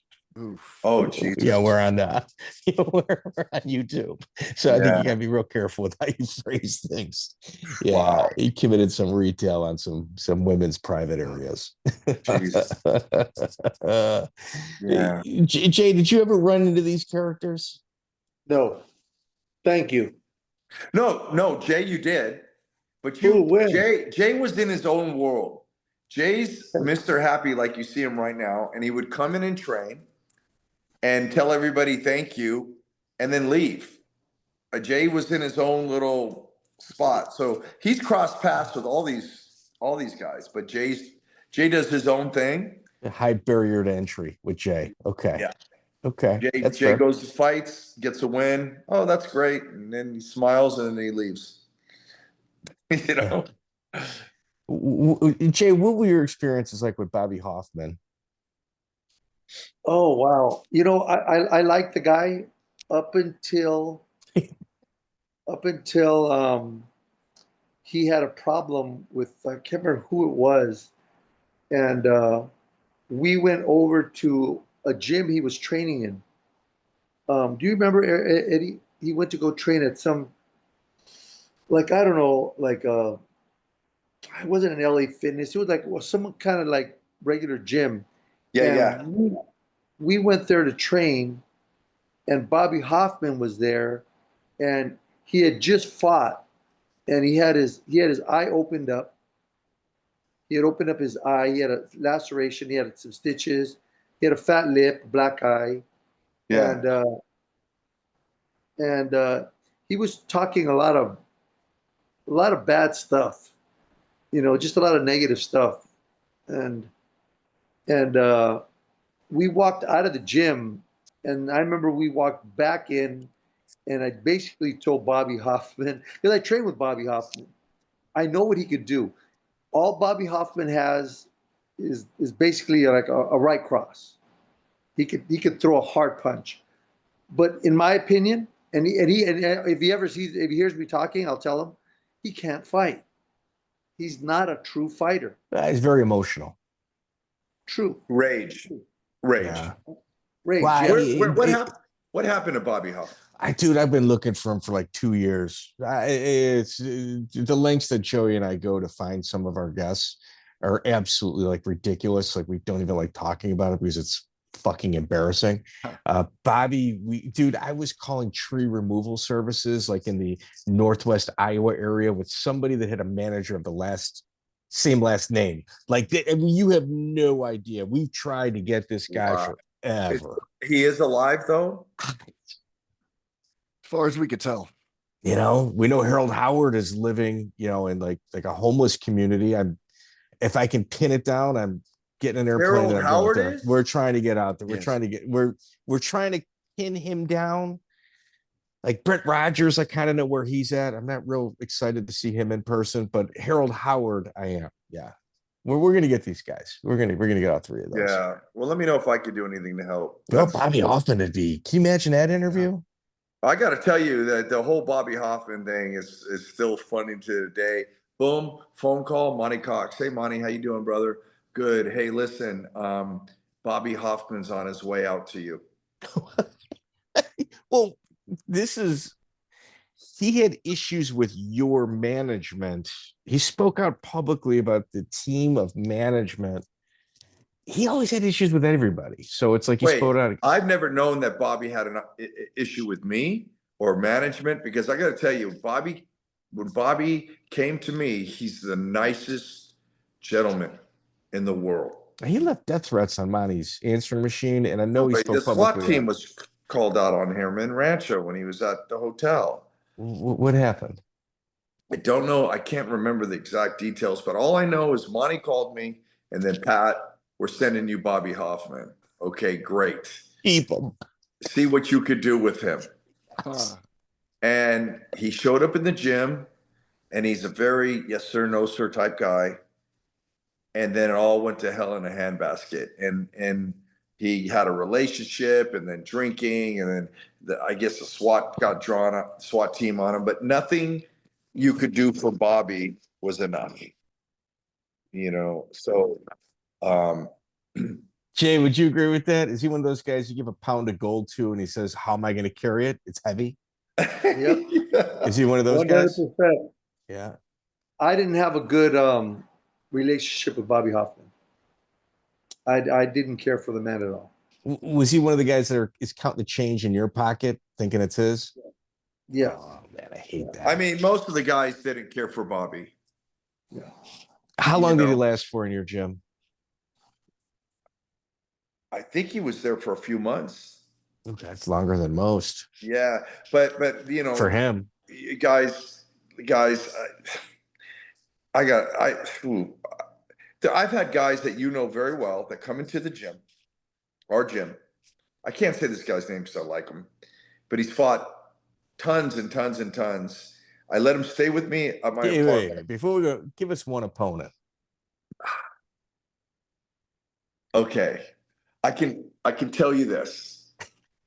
Let me tell you the story first. Okay. So I welcome him to my apartment, and I say, come down and train. He comes down, and when we spar, we fight. We put the MMA gloves on. Lions Den type we sparring. fight. And I remember he got punched in the eye by Victor, and he goes like this. Victor Hunsacker. Yeah, so Victor hit him, and he goes like this. He touched his eye, and it was light. They were sparring. He's like, I'm not used to training like this. Like, we don't spar like this. I said, yeah, but brother, you've got all of these fights. You got more fights than most people. The next day, I went back, and I remember opening my front door, and it was unlocked. And there was a note. He had left. He left back to where he lives in another state. Wow. And I thought to myself, how the hell are you fighting, but you got hit one time in the eye lightly, and you touched your eye, and you got more fights than most people on the planet? And that was just— I know who this is.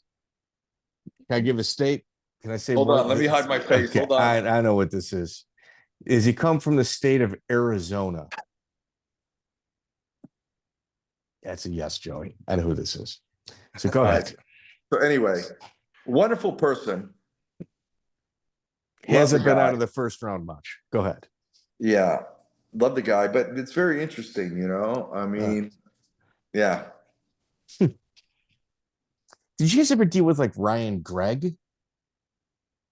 Wasn't Ryan the owner of OTM? One of the owners. Yeah, Ryan was always good to me. When I needed equipment or whatever, he was good to me. And I vaguely remember the name because I think Ryan, didn't he do some promotions too? Or was he part of Neutral Grounds or something? He went to prison. Oh, I didn't know that. No DNA needed. Just, you know. Oh, For what? Let's just say she was underage. oh, Ooh. Yeah, one of those guys. Yeah, I'm sorry, dude.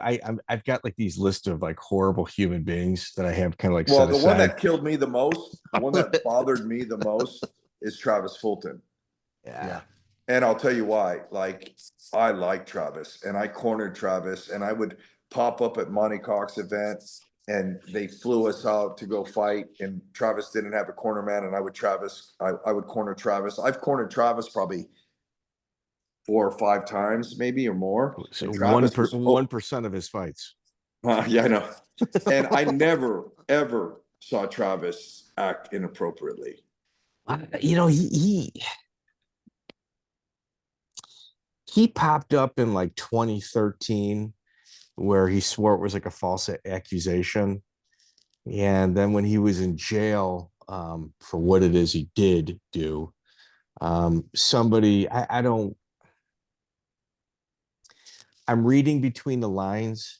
Yeah, I'm a former law enforcement, so it's kind of easy to kind of understand where certain information is coming from. It appeared to be somebody very, very, very, very, very close to him also came forward as a victim. And like out of respect for them and their privacy, I think once that happened, as far as I'm concerned, he did the right thing. You know, I got to tell you, he did the right thing. This is the one that bums me out. Yeah. I had some wonderful times with that guy in Hawaii and everywhere. And I'm like, for me, I say to myself, why did you let us down like that? Because Travis was on my list of I've got to go see one day, and that'll never happen. And look what he did was awful. Yeah. But hanging out with that guy and watching him fight and his sense of humor, it was contagious, and what he did was absolutely awful. Yeah. I don't condone any of that, but it just sucks that that's the path he took. So Eddie, with full disclosure, Joey and I, like we're true historians, like mentally ill historians, and you can go through our catalog of guests. Some of them don't have the best of reputations, and it has nothing to do with how we feel personally, although we side with you. But like Hermes Franca, we had Hermes Franca on. What he did was awful, but he also had a pivotal role in mixed martial arts. Yeah. Gerald Strebendt, incredibly controversial. Both Joey and I both like him. And, we think he's more innocent than he is guilty. Is he okay? What is he doing? Yeah. No, he's been in jail several times. Everything like crazy incidences that are explainable, that are phenomenal stories for the most part. One of our better interviews we've ever done is Gerald Strebendt. You guys also had John Alessio there. Yeah. I recruited John from a fight, I think in Canada, and he flew down and trained with us. Yeah, he was the youngest person, first time in the UFC, fought for a world title against Pat Miletich. Yeah, moved from 20 years old. Yep, youngest ever fight. It was I think you and Ed Mace. Who?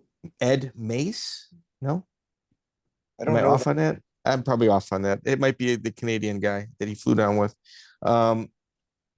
Jay Martinez, Pete Cunningham, world championship kickboxer out of House of Champions. Did you get in there with him at all?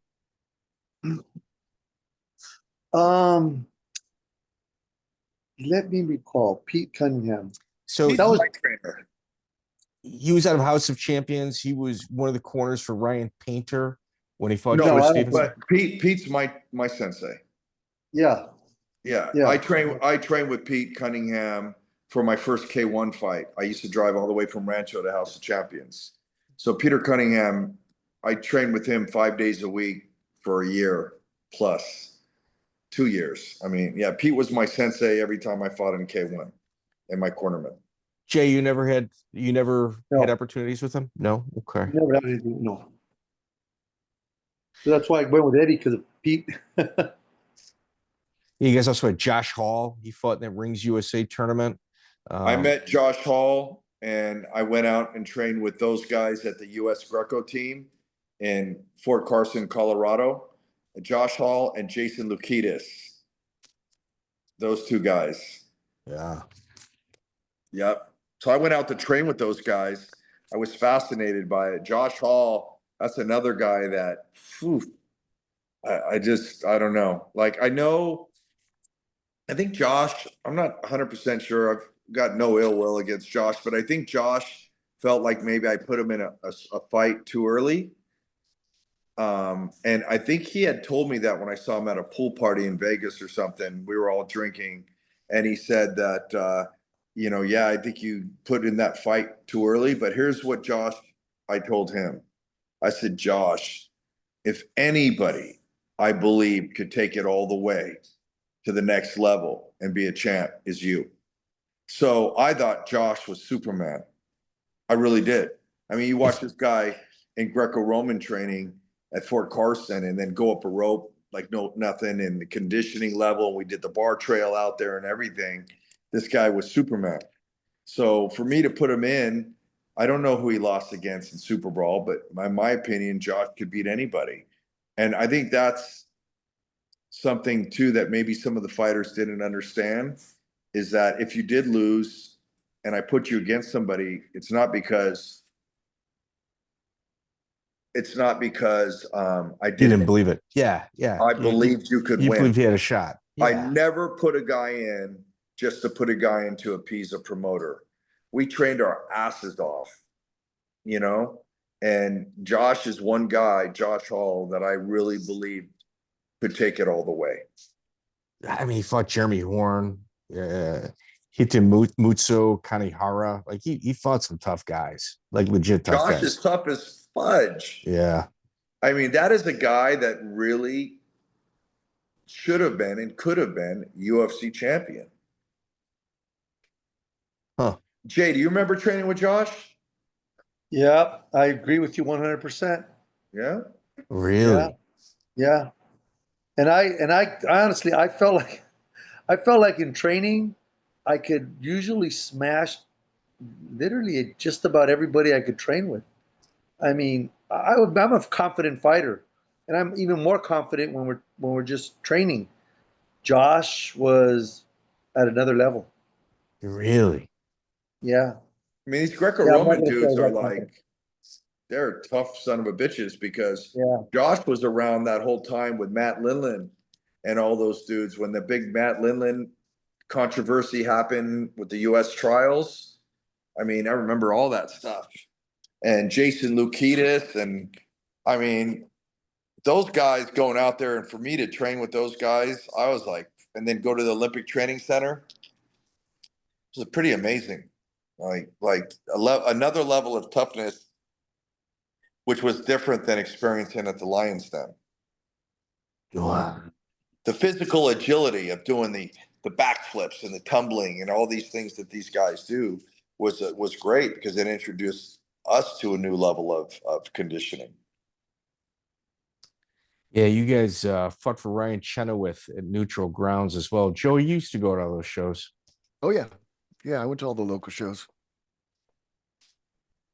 Yeah.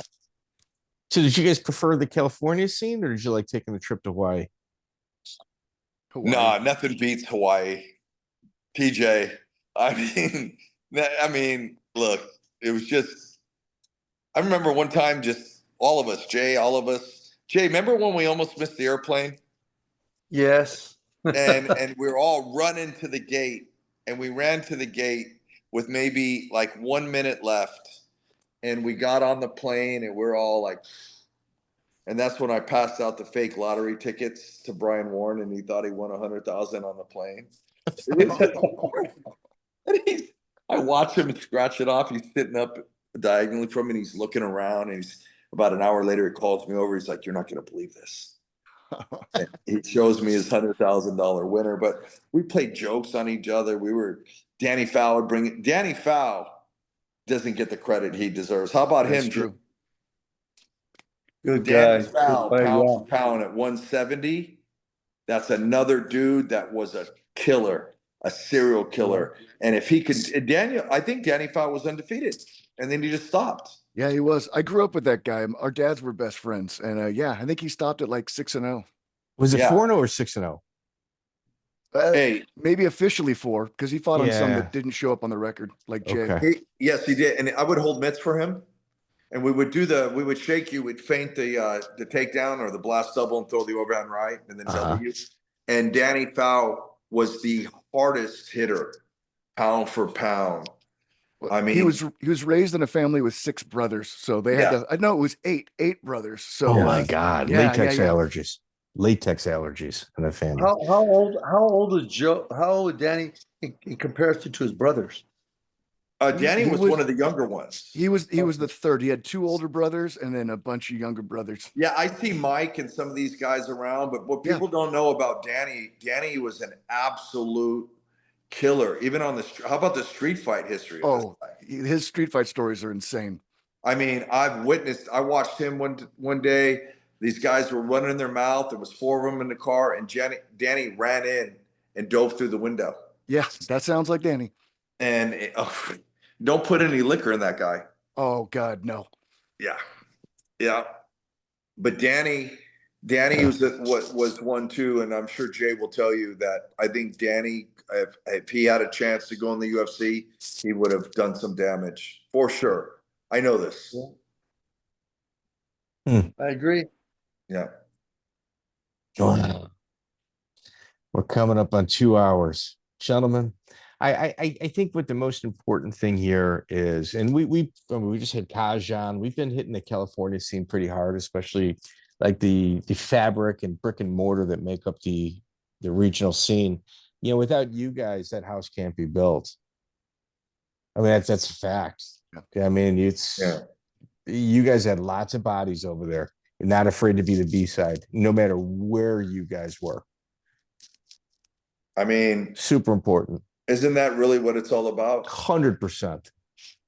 And I think that's probably why I have a problem with the climate now, is that, you know, there are guys that'll fight anybody at any time, and I admire those guys. But there's other guys that are, you know, they're running in the mouth too much.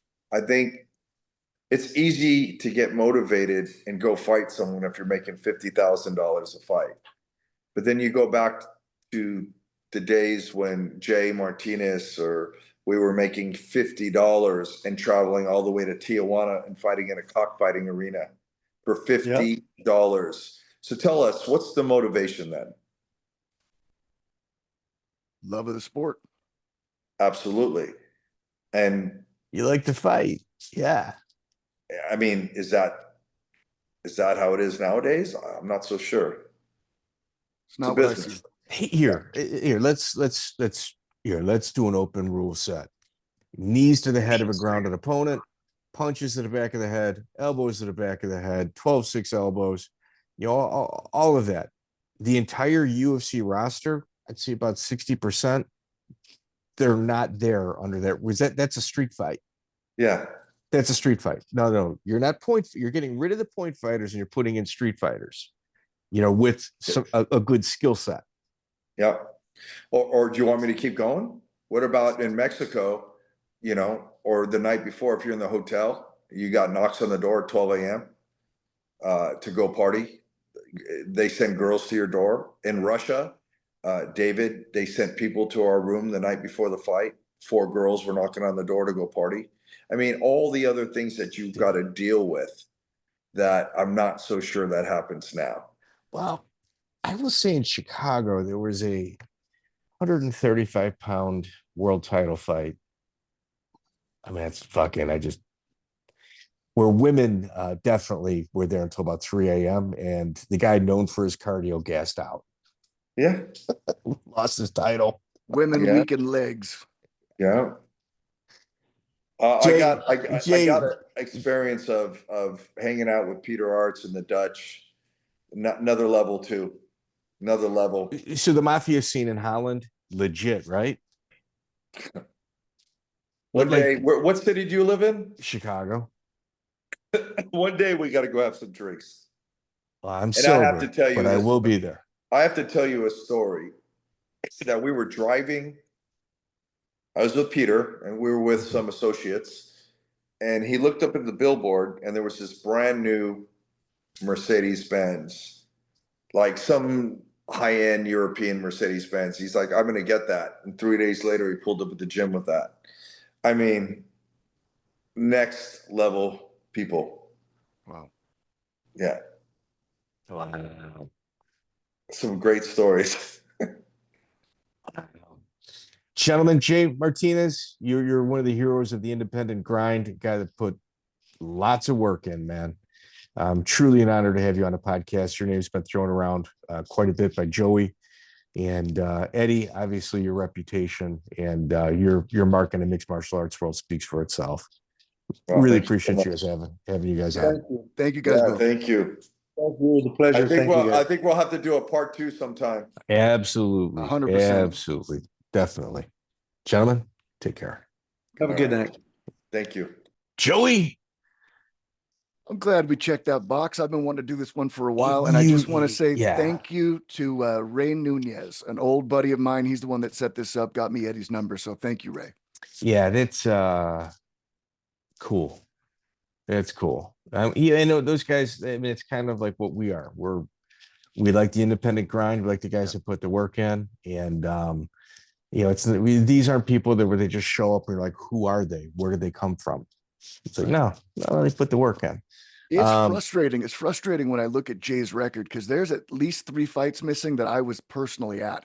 He has a rear naked choke over Loden Sincade, and that's just not on his record, like with no explanation. Yeah, that's a good win. Yeah. That's a really good win. Dude, it's countdown to episode 300. I'm scrambling for number 300. I got some really good lines in the water trying to do something big. If you know Harold Howard's phone number, get it to us. We'll get you a t-shirt if he answers. Yeah, right. If somebody can just maybe AI Harold Howard with some really good responses, we'll take that as well. We got some good lines in the water. We're hoping it's the countdown. I'm kind of slow walking it. I got to start stepping it up. I don't know. Right now, okay. Right now, if you guys want stickers and stuff like that, if you guys could mirror your comments from YouTube over to Spotify, it really helps with the algorithm. Send us your information in Instagram. International stuff, I can send it. I can't promise it's going to get there. I will send it. Regionally, United States, Canada, super easy. I got a stack of them. Same deal for me. Reach out to me on Instagram. Yeah, reach out to us on Instagram. Show me a screenshot that proves that you left a comment, and I'll send it to you. Yeah, we'll do that as well. Any reviews on iTunes as well, always very, very helpful. Joey, episode 300. I'll tell you who I have reached out to. Really good friend, Fred Hammer, who's been like really helpful for probably since the beginning of this podcast. He connected me with a really good friend of Jeremy Jackson, who's on parole right now. That would be a great one. Hopefully in the lead up to 300. Another guy that he was supposed to be the first episode ever. Keith Hackney. He's been ducking you since episode 1. Yeah, episode 1, dude. And I won't let up. I gotta do your air conditioning. I gotta be so annoying. It's just I wait a couple months, boom, hit him again. There is a really big name that I don't want to say.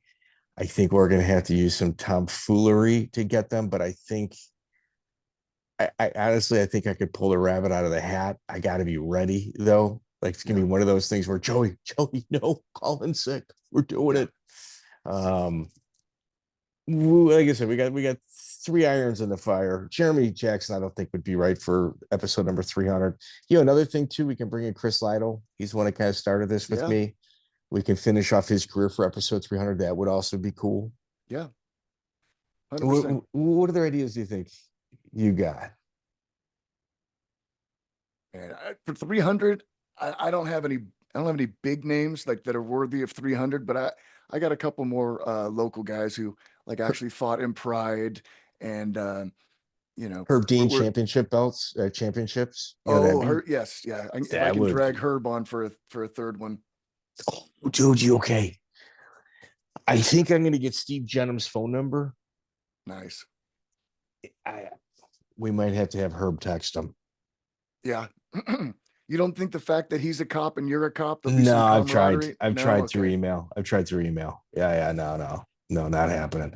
Got some messages out to Philip Miller as well. Lukewarm on doing any interviews because he's a police officer. We could probably do John Alessio. He's a Vegas cop, from what I You got to understand. get me an email address, herbdean@bareknucklefighting.com, and I'll hijack it. That'll help us score some guests. You know what? I tell you another one that I really want to get is James Colossus Thompson. Yeah, that would be. He had some Because big fights, and he's smart too. Like he's actually a really smart guy and like very entertaining. and a former gypsy catcher. Dude, I think James Thompson would be really good. I think James would be a really good interview, and he doesn't do many of them.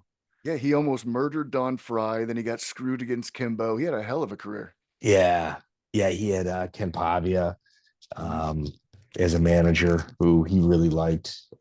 I don't know if they had a falling out at the end, but that may or may not be true. I mean, I don't read into that at all. Yeah, I don't know. We got, like I said, I think for the rest of the year, we're not going to miss a week. We're definitely not going to miss a week. So either way, ladies and gentlemen, greatly appreciated. And I don't think we've missed. Have we? We're like over 100 episodes without missing a week. Yeah, we don't miss weeks. I don't know. Did we maybe I took miss a few one during months. Christmas? No. I took a few months off after I had to kind of revamp the show. How many episodes have you been here?